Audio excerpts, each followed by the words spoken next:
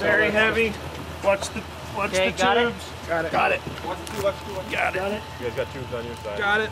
Yep. Got it? Got it. Got it. Okay, prepare to lower. Lower. Hey, Jimmy. Had a boy. You're in last pal. We're gonna take good care of you. God bless you. Had a boy. L'aumônier Stavoy n'est pas sûr que ces soldats américains peuvent l'entendre. Ils ont été très gravement blessés en Irak.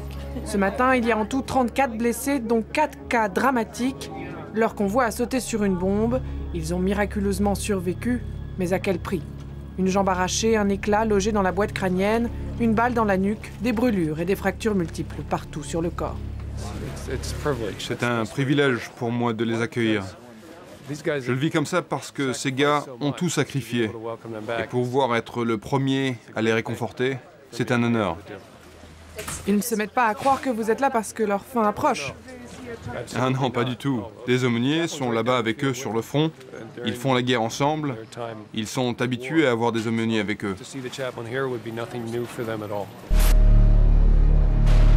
Depuis le début du conflit irakien, près de 3400 soldats américains sont morts en Irak. Environ 40 000 blessés ont été évacués vers des hôpitaux militaires.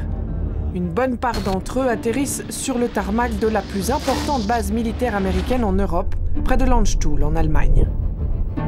Alors que les images de cercueils de soldats sont toujours tabous aux États-Unis et que le déferlement de brancards continue de retourner l'opinion américaine contre cette guerre, nous avons quand même pu nous approcher de ces blessés qui transitent par l'Allemagne, à condition de le faire sous haute surveillance.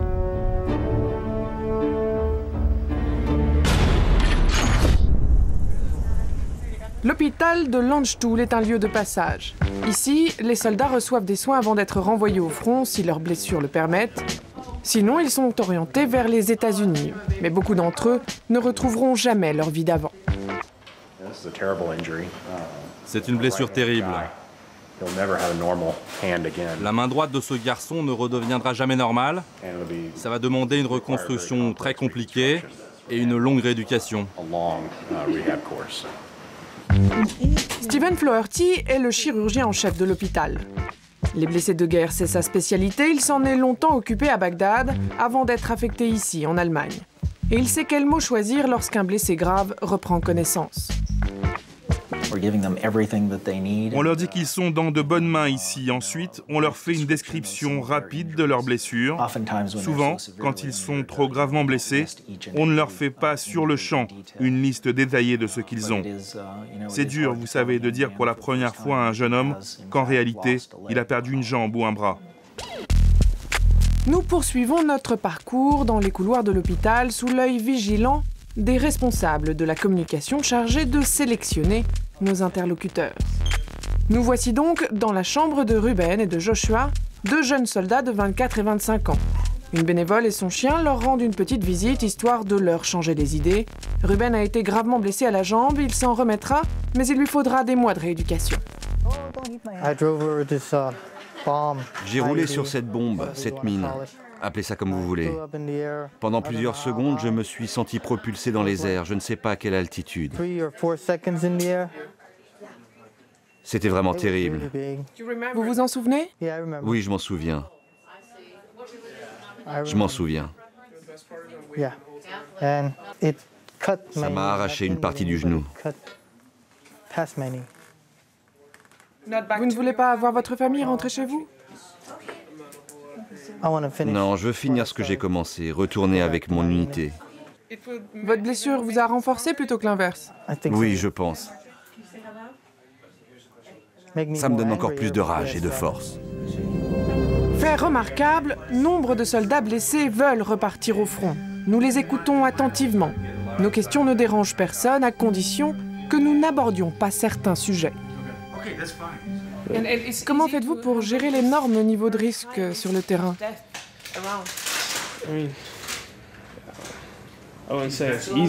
C'est pas facile. Comment faites-vous?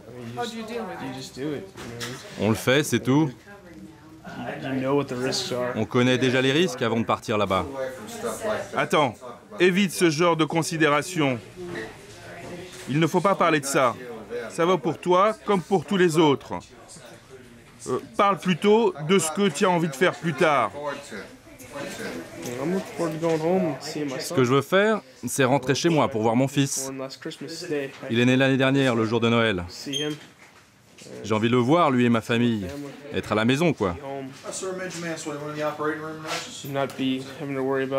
Je ne veux plus avoir à m'inquiéter de tous ces tirs, ni de ces bombes qui explosent à longueur de journée. Retourner au front après avoir eu si peur de mourir, ce n'est pas du goût de tout le monde. En 2006, il y a eu plus de 100 cas de suicide dans l'armée américaine et près de 8000 désertions depuis le début de la guerre. Régler les problèmes psychologiques des recrues avant qu'ils ne soient redéployés, c'est la mission de cet établissement situé à 20 km à peine de l'hôpital militaire de Landstuhl. Ici, vous avez des soldats qui ont essayé de se suicider ou alors qui ont menacé de le faire pendant leur séjour. Certains sont confrontés à des troubles du sommeil. Ils ressassent des images de la guerre. Et à quoi sont dues généralement les tentatives de suicide ? Je ne peux pas répondre à cette question. Pour connaître les raisons qui poussent certains soldats au désespoir, il nous a fallu appeler un des aumôniers qui s'occupe des blessés de l'hôpital de Landstuhl. Cette fois, aucun chargé de communication n'était là pour le couper. Difficult what war does to people, you know. I mean, they've seen a lot of death and a lot of suffering, and sometimes their struggle is not so much over being in combat, but they disagree with some of the actions of their leaders. You know, they maybe have a senior enlisted or an officer that they're working for, and they don't like the decisions that person made. Mais il n'y a pas beaucoup de place pour les états d'âme dans l'armée américaine. Quand on a signé, on a signé. Il ne s'agit pas de discuter les ordres lorsqu'on vous renvoie sur le front. Quand un soldat vous explique qu'il veut vraiment rentrer chez lui, comment est-ce que vous gérez la situation ? En général, on leur donne juste les faits, c'est-à-dire que on leur dit que leurs blessures sont mineures, qu'ils sont aptes au combat, donc qu'ils sont capables de tout faire. On leur dit que leurs camarades comptent sur eux et qu'ils les attendent là-bas. Et ils le comprennent ? Ils le comprennent. Résultat, un soldat sur 3 est directement réexpédié sur la ligne de front.